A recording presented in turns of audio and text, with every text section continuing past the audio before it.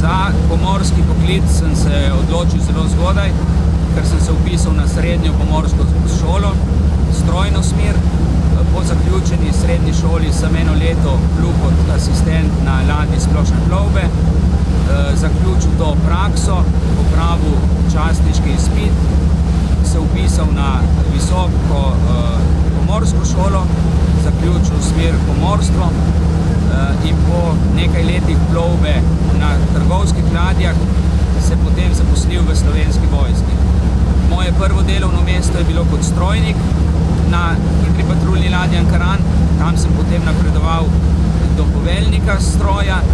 nato do namestnika in na koncu tudi samega poveljnika ladje Ankaran. Po zaključenem študiju na Naval War College v Združenih državah Amerike sem potem prevzel poveljevanje enoti, ki je potem prevzela ladjo Triglav